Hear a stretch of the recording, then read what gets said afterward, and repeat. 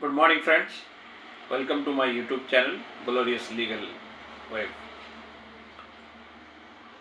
हम लोग एक प्रोसेस ऑफ ट्रायल के बारे में डिस्कस कर रहे हैं। पिछला 2 video process of trial 1 and 2 already आप लोगों के पास आ चुका है। आज प्रोसेस ऑफ ट्रायल 3 हम लोग चर्चा करेंगे। तो आइए हम लोग देखते हैं हम लोग एफआईआर कैसे लॉन्च होता है। एफआईआर स्पेशली कॉग्निजेबल ऑफेंस के ऊपर हम लोग ये मान लेते हैं कि एफआईआर ऑलरेडी रजिस्टर्ड हो चुका है और वह सेक्शन जो है वो कॉग्निजेबल ऑफेंस का है, और ये भी मान लेते हैं कि पुलिस उस एक्यूज्ड पर्सन को अरेस्ट कर लिया है, यानी वो जेल कस्टडी में है। अब नेक्स्ट स्टेप हम लोग देखेंगे और ये भी मान लेते हैं, पिछले वीडियो में हम लोग चर्चा किए थे कि चार्जशीट एक टाइम फ्रेम के अंतर्गत पुलिस प्रोसिक्यूशन को सबमिट करना है कोर्ट के सामने। तो ये भी मान लेते हैं कि चार्जशीट जमा हो चुका है। अब आते हैं हम लोग chapter 17 of the CrPC. Chapter 17 में आपका 2 पार्ट है, form of charges section 211 to section 224, और दूसरा पार्ट जो है joinder of charges section 218 to 224। तो फ्रेंड्स, जैसा कि स्पष्ट है कि चार्ज जो है ऑलरेडी चार्जशीट जमा हो चुका है, तो उसके बाद की जो प्रक्रिया हमारे इस चैप्टर 17 का जो नाम है वो नाम ही है द चार्जेस, यानी हमको फ्रेम ऑफ चार्जेस के प्रक्रिया में जाने के पहले फॉर्म ऑफ चार्जेस जानना होगा, यानी ब्रॉड चार्जेस में कौन कौन से सेक्शंस में उनको चार्ज लाया गया। तो सेक्शन 211 से लेकर सेक्शन 224 जब आप पढ़ेंगे तो आप पाएंगे कि सेक्शन 220 में trial for more than one offences, section 219 में आप पाएंगे 3 offenses of same kind within year may be charged together, और सेक्शन 224 में पाएंगे withdrawal of remaining charges on convictions on one of several charges। तो ये सारा जो है तय कौन करेगा? निश्चित रूप से आपको जो कंसर्न जजेस है वो जो है इस सब विषय पे अपना निर्णय लेगा। दूसरा जो चैप्टर है, chapter number 18, trial before a court of session.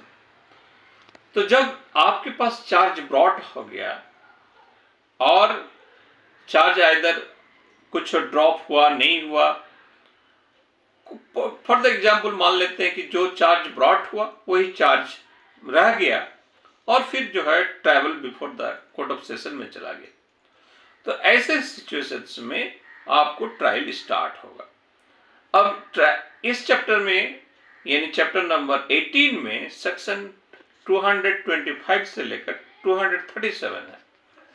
इसमें मोस्ट इंपॉर्टेंट सेक्शंस आपका section 228 that is framing of charges. यहां चार्ज फ्रेम होगा।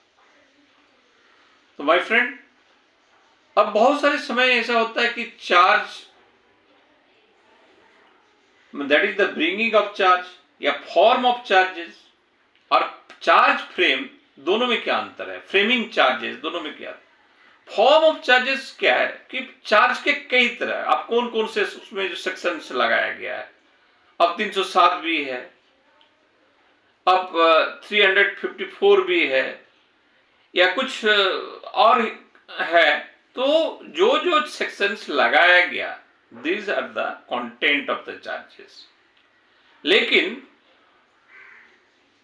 जब आपके trial before the court of sessions जब चार्ज फ्रेम करेंगे, वो फाइनली वो डिसीजंस ले लेंगे कि इनमें से कौन कौन सा सेक्शंस रहेंगे, कौन कौन सा नहीं रहेगा। Section 228 that is the framing of the charges. लेकिन उसके पहले आपका एक सेक्शन है कि section 227 that is the discharge. जब आपको चार्ज ब्रॉट हुआ, मान लीजिए 5 सेक्शंस में आपका हुआ, उसी समय आप डिस्चार्ज पिटिशन फाइल कर सकते हैं। उसके बाद तो डिस्चार्ज में उनमें से अगर अलाउ हो जाता है तो आपका चार्ज वहां पे ड्रॉप हो जाएगा। फिर जो बाकी रहेगा उसके ऊपर चार्ज फ्रेम होगा। जैसे ही चार्ज फ्रेम होगा फिर आपका process of the trial start होगा। फिर सेक्शन 229 में convictions on plea of the guilty, section 230 में date for prosecution evidence, section 231 में evidence for the prosecution, section 232 acquittal, section 233 entering upon defence, section 234 argument, section 235 judgment of acquittal और conviction, section 236 previous conviction, 237 procedure in cases instituted under sections 199(2). तो ये था हम लोग का chapter 17 and 18 regarding the charge, that is form of charges and joinder of charges। Part B क्या है? joinder of charges। जैसे फॉर्म ऑफ चार्जेस 3, 4, 5 सेक्शंस में, उसके बाद joinder भी हो सकता है कि नहीं उसमें और जोड़ा गया, ऐसा हो सकता है। और फिर हम लोग चैप्टर 18 में पढ़े, सेक्शन 227 में डिस्चार्ज और सेक्शन 220 में फ्रेम ऑफ चार्जेस। तो फ्रेंड्स आज की वीडियो में इतना ही। फिर अगला वीडियो में इसी कड़ी को आगे बढ़ाते हुए हम लोग एक नया वीडियो बनाएंगे। तब तक के लिए आप सब सही सलामत रहें। Have a nice day. जय हिंद। लेकिन मेरा एक रिक्वेस्ट, मेरे यूट्यूब चैनल को सब्सक्राइब करें, वीडियो को शेयर करें। जय हिंद।